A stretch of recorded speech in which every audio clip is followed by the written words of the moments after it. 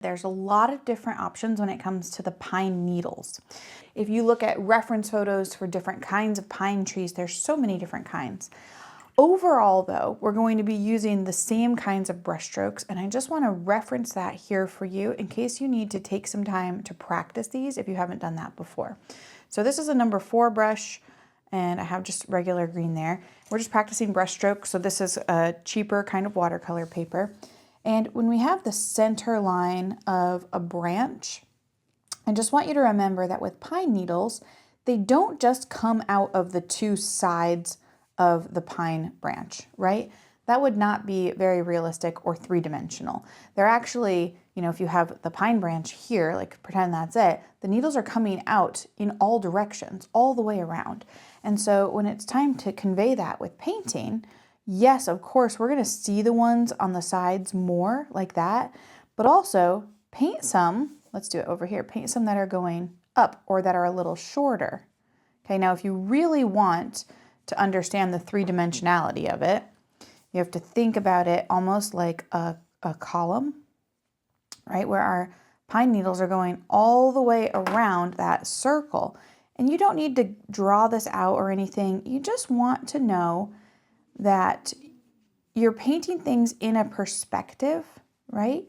And you don't need to have all of it be perfect, but you do want to show that there is a 3-dimensionality to it, okay? And so you're going to have pine needles of different lengths as they come around and as they're pointing towards you, and it's going to make it look fuller and more realistic.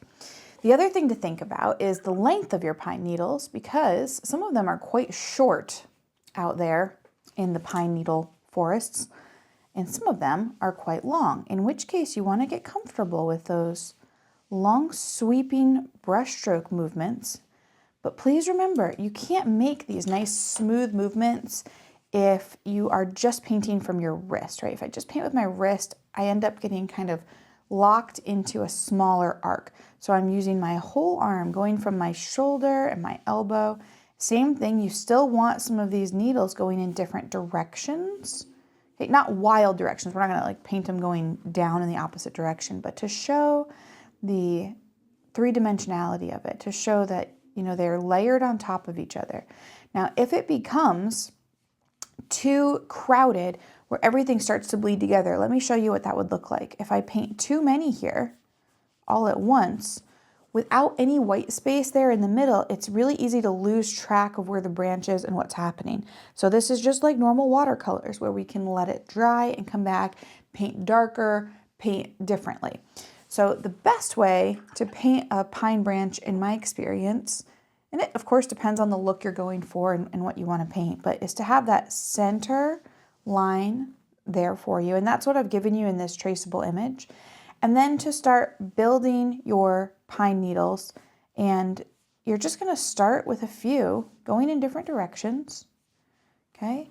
You can grab different colors as you go. So I'm going to grab some green gold there. Grab those and intersect them a little bit so that the colors change as you're painting.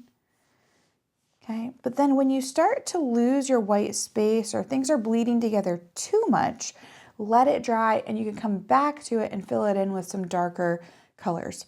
Remember, you also may want to add a little bit of blue to your greens because there are entire species of pine trees that have more of these blue needles to them.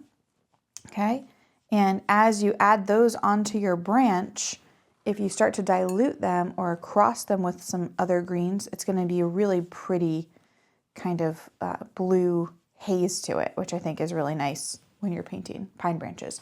So you have a choice. You can practice those, practice making different ones. Sometimes people have trouble with what direction to put the pine needle in. Always have your needles going up towards the top of the branch, okay? Even if they're tightly nestled next to the branch or if they're coming way out here, you always want them in general pointing up. And if you struggle with that, draw it out a little bit, create some guidelines for yourself, but just know which direction your branch is going into. So, if we're going to the top of this branch, the tip of it, I guess I should say, we're always going to have our pine needles going in that same direction.